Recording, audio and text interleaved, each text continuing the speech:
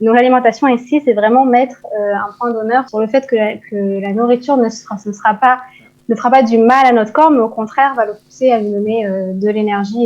Coup de pouce, découvrez le savoir-faire et les idées des entrepreneurs Olim. Évidemment, nous sommes à l'approche des fêtes. On s'est dit que plutôt que de parler de plats très goûteux et très caloriques, on allait faire une petite incursion dans le monde healthy grâce à Odélia Ochner, notre invitée du jour, qui s'est lancée dans la cuisine healthy, un défi qu'elle a relevé avec brio. Bonjour Odélia. Bonjour. Alors, on est ravis de vous accueillir et on voudrait d'abord, avant toute chose, commencer par une question toute simple. Quel est le principe de la cuisine healthy ? Alors, pour moi, la cuisine healthy, la cuisine consiste à nourrir vraiment le corps plus que juste... c'est-à-dire que l'alimentation est là à la fois pour nous faire plaisir et puis aussi à la fois pour nous nourrir et nous apporter l'énergie, nous apporter tous les nutriments nécessaires pour que le corps fonctionne bien. Donc l'alimentation ici, c'est vraiment mettre un point d'honneur sur ça, sur le fait que la nourriture ne fera pas du mal à notre corps, mais au contraire va le pousser à lui donner de l'énergie et ce dont il a besoin. Alors, qu'est-ce qu'il faut éliminer, ou en tout cas éviter d'utiliser lorsqu'on veut se nourrir de façon saine ? Alors, ce qu'il faut vraiment essayer de privilégier, c'est tous les aliments qui donc apportent effectivement ce que le corps a besoin et éviter tout ce qui lui fait dépenser de l'énergie à digérer, etc., mais ne lui apporte aucun nutriment, donc tout ce qui est, disons, raffiné. Donc évidemment, il y a le sucre blanc qui est assez connu pour être un ennemi. Un ennemi, carrément.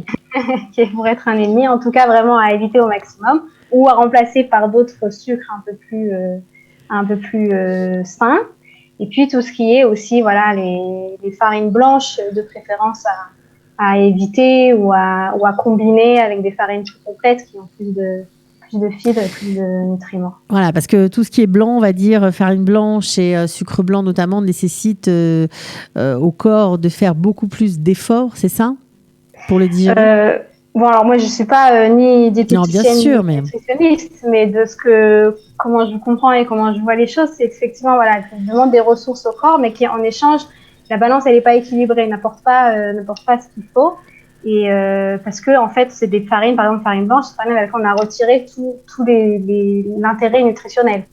Alors, il y a 1 an à peu près, vous vous êtes lancé dans la rédaction d'un blog qui s'appelle Limonana. Limonana.home. Alors, l'adresse du blog, c'est exactement ça, limonana.home.blog. Je la donne comme ça.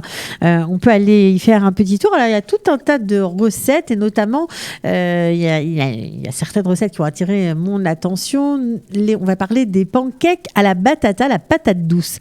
Alors, d'où vous est venue cette idée, tout simplement? Alors, c'était pour Pessah. J'ai toujours, surtout que je me mariais à un Ashkénaze qui ne mange pas grand-chose et avec le confinement, etc., j'avais quand même envie de nous faire plaisir. Donc, j'ai essayé vraiment de chercher des idées de recettes qui respectent toutes ces contraintes. J'avais commencé par des pancakes à la banane et puis je me suis dit pourquoi pas remplacer la banane par de la patate douce. Et ce qui apporte à la fois la couleur, j'aime beaucoup la patate douce, ça apporte à la fois la couleur, à la fois les intérêts nutritionnels, toutes les vitamines de la patate douce, et puis c'est bon. donc voilà, j'ai testé, ça a marché, donc j'ai partagé pour qu'un maximum de gens puissent aussi en profiter. Alors, on est à la veille des fêtes de Rosh Hashanah. Vous parliez de Pessah. Est-ce que vous avez quelques recettes à nous donner, quelques idées? Est-ce qu'on peut faire peut-être un buffet healthy? Est-ce que ça peut exister? Parce que c'est vrai que quand on pense aux fêtes, à recevoir, on pense plutôt aux fricassés qui vont être sur la table, ou aux petites pizzottes, ou à des choses qui ne sont pas forcément très saines. C'est vrai. Et puis, c'est vrai que c'est toujours ce qu'on a en tête. C'est très difficile de faire le switch et de trouver des idées pour des choses qui seraient healthy parce que on a beaucoup l'habitude, on va au plus rapide, on fait tout ce qui est free ou tout ce qui est pizza, etc.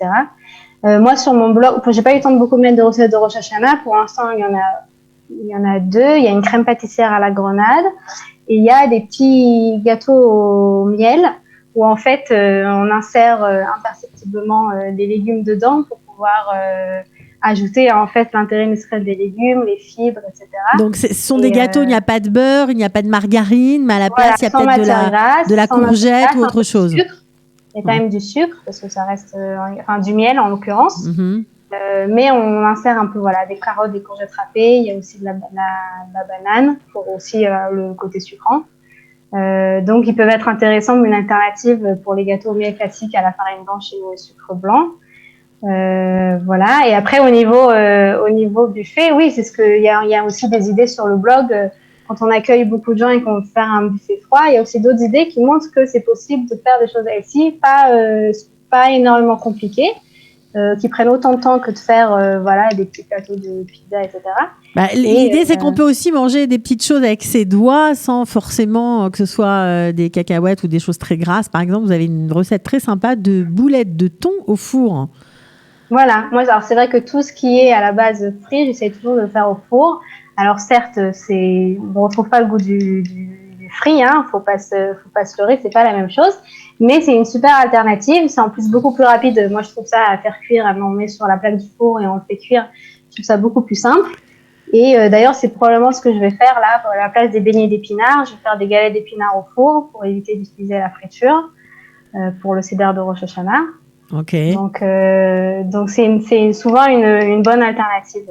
Bon, en tout cas, voilà, j'espère qu'on aura donné envie à ceux qui ont envie de faire attention à eux, de mieux manger, d'aller jeter un coup d'œil sur votre blog. Voilà, vous pouvez rappeler l'adresse, allez-y.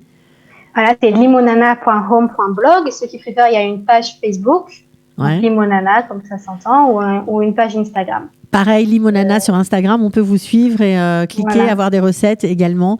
Donc, merci beaucoup, en tout cas, Odélia, pour cette belle initiative. Et puis, on vous merci à vous, Shana Tova à tous. Shana Tova, voilà. N'oubliez pas d'y aller juste petit à petit, il ne faut pas se mettre trop d'exigences. Trop de stress, mais petit à petit, on peut y arriver.